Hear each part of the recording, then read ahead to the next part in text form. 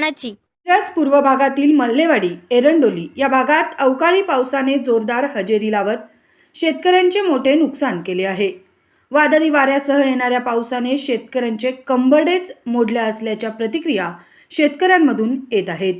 मल्लेवाडी येथे जोरदार वाऱ्यासह गारा पडल्यामुळे शेतकऱ्यांचे नुकसान झाल्याची चर्चा दिसून येत आहे.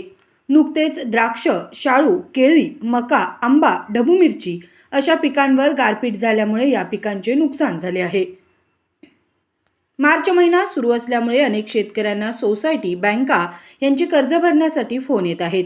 त्याची जुळवाजुळव सुरू असताना येणाऱ्या पिकातून फायदा होईल व यातून बँकांची कर्जे भरण्यासाठी शेतकरी प्रयत्न करत असताना पुन्हा एकदा निसर्गाने त्यांच्यावर अवकृपा दाखवली आहे आणि क्षणात होत्याचं नव्हतं केलं आहे. मल्लेवाडी येथील शेतकरी विशाल वसंतराव शिंदे यांच्या ढबू मिरची प्लॉटमध्ये गारांचा थर सकाळी 9 वाजता देखील पाहण्यास मिळाला. एका बाजूला नवीन तंत्रज्ञानाने शेती करण्यासाठी लाखो रुपये शेतीमध्ये खर्च करायला लागतात, मात्र अवकाळी पाऊस, गारा यामुळे शेतकऱ्यांचे लाखो रुपये, शेतकऱ्यांचं भविष्य या गारांच्या बरोबर पाण्यातून वाहून जातं असंच म्हणावं लागेल. प्रशासनाने वेळीच पंचनामा करून या शेतकऱ्यांना मदत द्यावी अशी शेतकऱ्यांमधून मागणी होत आहे. पहा शेतकरी विशाल शिंदे काय म्हणालेत. माझं नाव विशाल वसंतराव शिंदे, राहणार मल्लेवाडी, तालुका मिरज, जिल्हा सांगली. अतोनात काल रात्री पाऊस पडल्यामुळे आमच्या पिकाचं अतोनात नुकसान झाले. जवळपास मी या मिरची पिकासाठी 3 लाख रुपये खर्च केलेत व भयंकर गारपीट पडल्यामुळे शेतकऱ्यांचं जगणं मुश्किल झालेलं आहे. खूप मोठ्या प्रमाणात नुकसान झाले. भाजीपाला, तरकारी, ऊस पिकं, द्राक्ष पिकं ह्याच्यात कुणाचं काय राहिलेलं नाही.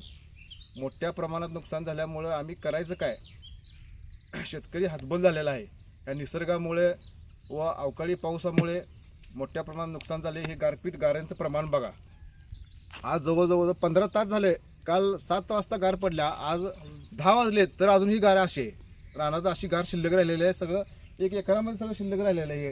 ही गार अशी पडल्या. कुठं झाडाला पान, कुठं काय काय राहिलेलं नाही, काही नाही. याच्यावर सरकारनं गांभीर्याने लक्ष द्यावं एवढंच आमची विनंती आहे. व नुकसान भरपाई व तातडीचा पंचनामा होऊन त्याला नुकसान भरपाई व पंचनामा करण्यात यावा. तेव्हा हे अशा पद्धतीनं गार आहेत. असं जर गारपीट होत असेल तर शेतकऱ्यांनी काय करावं? त्यासाठी तहसीलदार असू दे, जिल्हाधिकारी मॅडम असू देत, कोण पण, हे सगळेजण येऊन गांभीर्याने लक्ष देऊन आमचं नुकसान भरपाई द्यावं.